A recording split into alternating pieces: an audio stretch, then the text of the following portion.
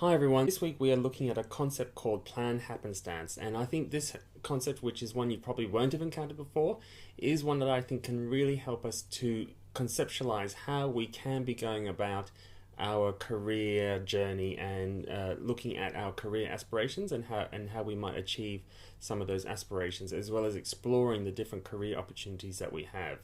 So planned happenstance is a concept that tends to be most commonly associated with John Krumboltz of Stanford University, although it tends to be traced back to the first publication which makes mention of the phrase, with Kathleen Mitchell and S.L. Levin, titled Planned Happenstance, Constructing Unexpected Career Opportunities, from 1999. So the article and the concept of planned happenstance seeks to focus career seekers on the fact that so much of the career journey hangs on chance. And just to clarify, this term happenstance, which is not really a word that is used very often in Australian English at least, happenstance is a noun, which is pretty much like the word chance, and it refers to coincidence, right? So it's a chance coincidence, an occurrence that may or may not occur to you, but should it happen, it is one where you may be able to leap in and make the most of that situation. So before I explore planned happenstance in a bit more detail, I will just note that there is an increasing recognition of the role that chance plays in people's success. And so on the left here is New Scientist, which is a magazine that that covers peer-reviewed, scholarly, academic research in the quote-unquote science field. And here they are reporting on one article that talks about the role of success.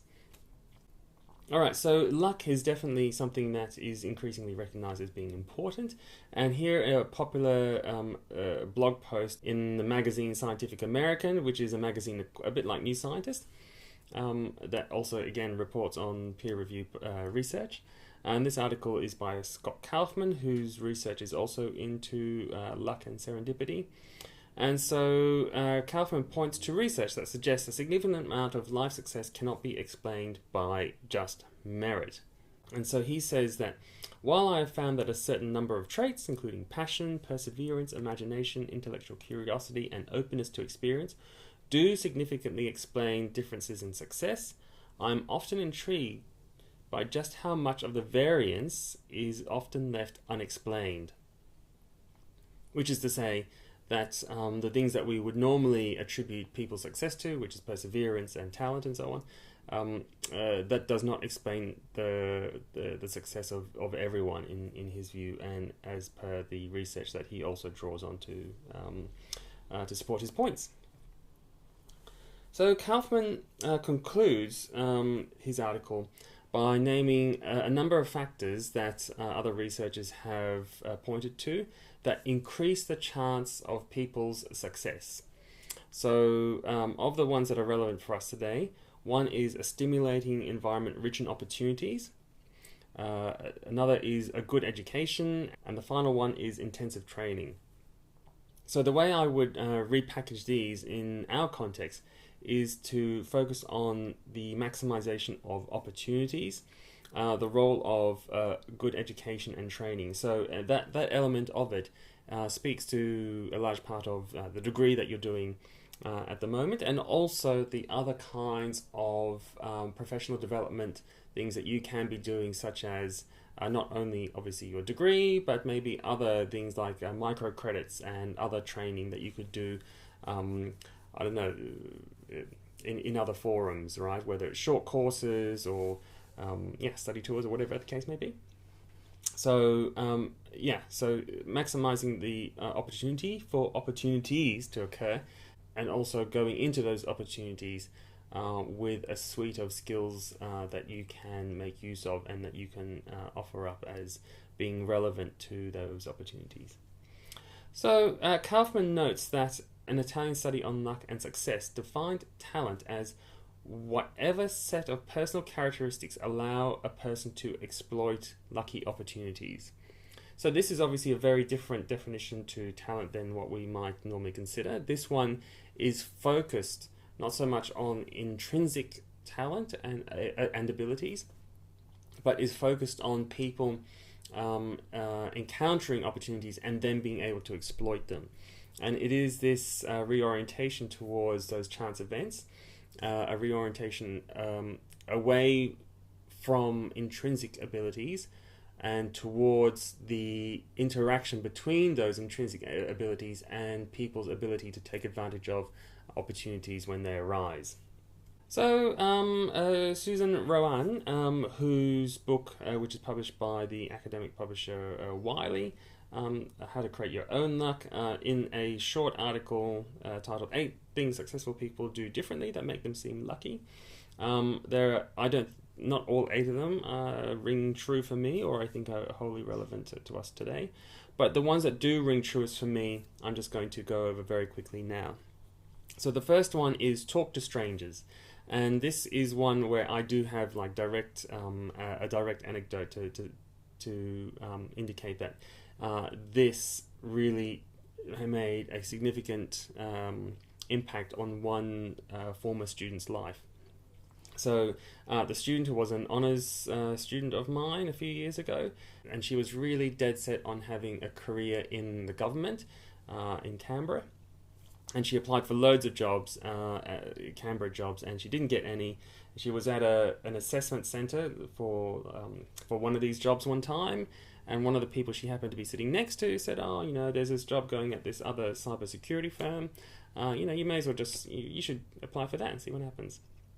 And so my student then applied, and she didn't she wasn't that interested in the job, and she didn't, her heart was not set on it at all. And she applied for it, and she thought, I'll just do this for 3 or 4 months, and then I'll move on to something else. But she got that job at the cybersecurity firm. And then after that, she got the job that she had always aspired to in Canberra, and she turned that Canberra job down because she loved that cybersecurity job so much, and she's still there today. And so that whole outcome was completely because she was open to just chatting with the person next to her, and she was also chatting in a very friendly way, and all the rest of that, which aligns also with point 2, which is make small talk with people who you are talking to or happen to be sitting next to, because small talk, you just don't know where it might go. It might create an opportunity, and also one important part of small talk, although it is often challenging for some people to engage in small talk, because it's a skill that we're often not practiced in. We're often practiced in talking to our friends with whom we have established friendships with, but we're not often very skilled at making chit chat with people that we've just met. Some people are much better at it and much more natural at it than other people. I would not consider myself as a particularly natural person in this regard. But yeah, small talk helps to build rapport as well, so a positive sentiment between whoever you're talking with and you. Welcome to Bay Area Vista. I'm Janice Edwards, and thank you for joining us. On our show today, Charting the Course. If you think some people have all the luck, well, now you can be one of them. Author Susan Rowan's latest book is How to Create Your Own Luck. But you have 8 tips, and we might not get through all 8 before the break. Well, but we'll give a highlight. couple. First one is they talk to strangers. You know, they're standing in line, they're standing at the raceway, they're at the bookstore, they're at the grocery store. They talk to strangers. And a little conversation went in a direction that never would have happened had they not talked to strangers. And when you say that, of course, you're talking about trusting your instincts. So Trust not your if you're instincts. feeling uncomfortable, but just in general, you're standing in line. Yeah. You never know who knows someone. A third tip is to offer to help people in different circumstances, and obviously, I mean, the reasons would be obvious here. You offer to help them with their thing. That's an opportunity for you to demonstrate your competence, and then that might be an opportunity in turn for them to realize, obviously, how competent you are, and then for them to engage you in a longer term project or longer term position of employment, which is obviously good. And the other sort of flip side to this is to ask for help as well. So one thing I think that many people will be surprised to hear is that people people often respond really well when people ask them for help, because it's an opportunity for them to kind of be a mentor. It's kind of a nice feeling to feel as if you have a stock of knowledge and ability that you can then use to help someone else. So yeah, please don't underestimate people's openness to help people who have asked them for help. A fourth tip that Suzanne Rowan puts forward is say yes. And I've put an asterisk here because I think it is true that it is really helpful to say yes when people suggest things to you to do. But at the same time, I think there are some qualifications around it, because you only have a certain amount of hours in the day, you only have a certain amount of energy, and you do have to make choices as to how you expend that energy and how you use that time. So I think it is a generally good rule to consider, but I don't think the rule of always say yes is one that I think is feasible. A fifth tip that Susan Rowan suggests is stray from the path, and this point I think aligns with the comments in the lecture at the start of semester where I drew on David Epstein's work in his book Range, which is about sampling widely and doing different things in order to see how they how they vibe with you and to see what you like. So although we may well have an idea of where we want to go in life, we can still head in that direction while at the same time testing out a few digressions here and there. And this point is reaffirmed by Dr. Margaret Heffernan, the author of a book called Uncharted, How to Map the Future Together. And here she tells an anecdote of a person who was relatively good at networking, but his networks were so focused in a particular vocational direction that actually they were kind of too efficient for him, as we'll see, and did not result in good positive career outcomes. So we'll hear from this little clip from the Amazing If Squiggly Careers podcast series from Dr. Margaret Heffernan. And it's interesting because I remember when I moved to the States in the 90s, I moved to Boston and there were two people there I knew. And one of them was a guy who was married to a very old friend of mine who had gone to Harvard College, Harvard Business School. He had joined a large corporation in financial services. And so he looked like he was on the perfect straight line career.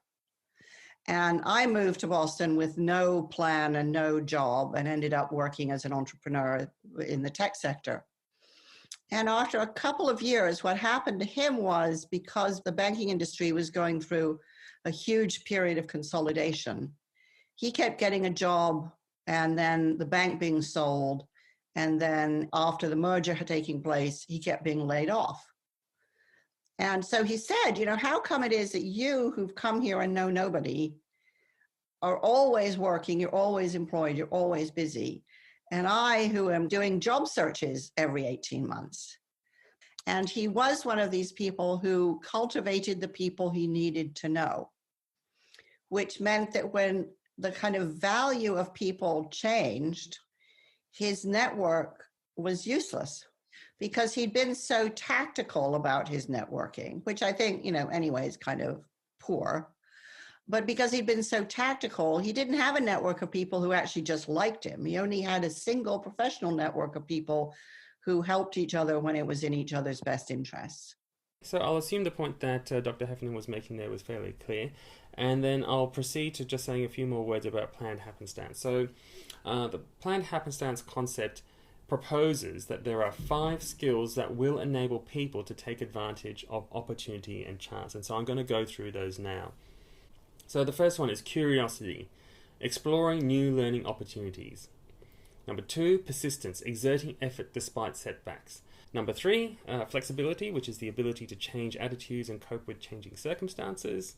4, optimism, viewing new opportunities as possible and attainable. And lastly, risk-taking, which they call taking action in the face of uncertain outcomes. Or I think the way I would phrase it is willingness to give things a go and being okay if they don't succeed. So in the reading by Paula Landon and W. Kerry Hammock, they encapsulate, I think, an ethos around planned happenstance, which is the goal is to be in the right place at the right time with the right tools. And the thing I would add to that is that the goal is to be in the right place at the right time with the right tools and with the right mindset.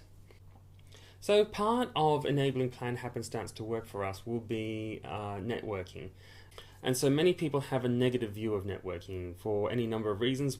So it can seem mercenary, utilitarian, inauthentic, and frankly awkward to try and have this kind of conversation where like an unnatural conversation where you are basically putting yourself forward to, quote unquote, random people at a networking event and trying to extract a career opportunity through that occasion. So there are a couple of things I think to mention here. One is that as per the reading by Grace Davidson, who is an IS alumni, that is really in some ways not what networking is about. There is a whole other attitude to take towards networking.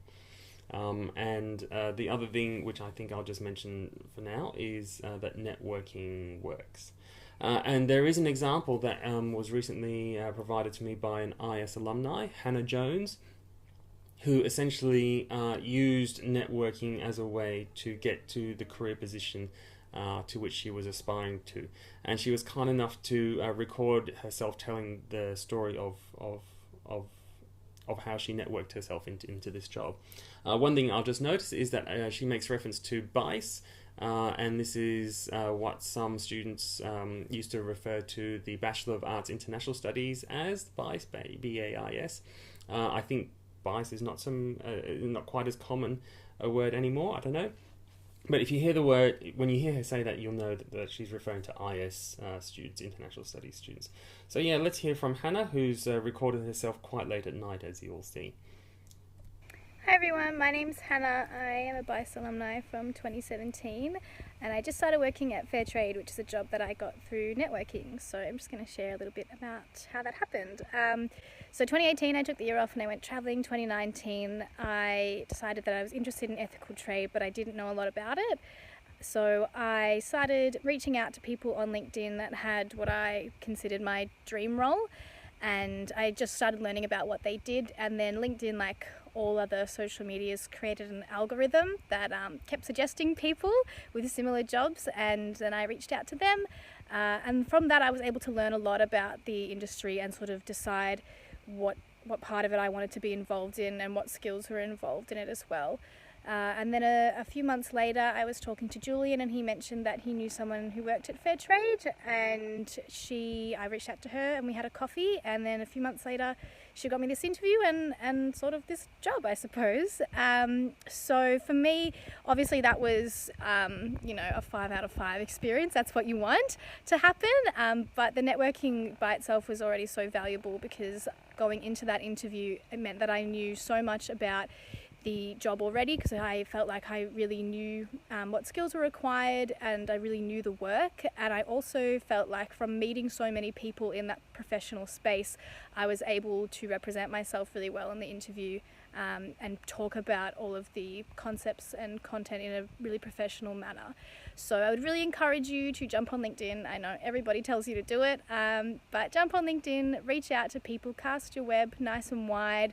Don't be afraid to learn about something or ask about something that you've never worked in or heard about before. And another little tip that I have is come at it from that angle of wanting to learn rather than the, hey, do you have any jobs? Because I definitely found that was more effective for me, and people are really enthusiastic about just sort of talking about themselves, I suppose. Okay, so we can see here that networking worked.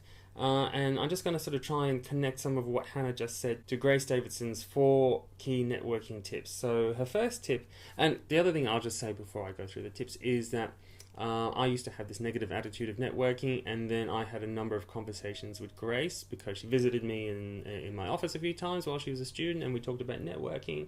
And I said, oh, Grace, you have to really write it up for me. And still, in terms of like articles that I read about networking and what it is and what it should be, Grace's article I think still stands out to me as the one that captures the spirit best, or the spirit that I like best. So yeah, it's a good article. So her first tip is to create an elevator pitch for yourself, and this is basically just you trying to capture what it is that you feel as if you're about and where you're aspiring to and what your skill set is. 2, actively seek networking opportunities. And the thing to note here is that there are formal networking events, but Grace is also talking about other opportunities that might just pop up incidentally, which could be like what I was talking to you about, my former honours student who was just chatting to someone while she was waiting for something else and ended up landing that job in cybersecurity. Alright, but the 2 that align best with what Hannah just said, I think, is tip number 3, using networking as a learning experiment. So this is like Hannah's point towards the end, just being open about seeing where this is going and not being laser focused. So networking is just an opportunity to learn some stuff. And number 4, utilize your pre-existing network. So you are cultivating a network with the people that you're interacting with, your tutors and your teachers. And so in Hannah's case, she recollected a conversation that we'd previously had, and then I was able to connect Hannah with that other person, and obviously she just told the story before. So you already have an existing network on which you can draw is the point. So in conclusion, I just want to say that chance is a major factor in career trajectories and success. However, we are also not just victims of chance. We are not just at the mercy of chance. There is a great deal that we can do to try and make chance a friend, to work with it, and to create more opportunities for it to occur. Networking and planned happenstance as a strategy and a mindset may well be a crucial part of your career story. So yes, I hope the perspective of planned happenstance, and I hope the activity of networking is one that really pays dividends for you in the future. And as a result of my own experience and hearing the stories of people, I really do believe planned happenstance is a great concept to bear in mind and to try to work with in terms of fashioning the career that you want. Take care.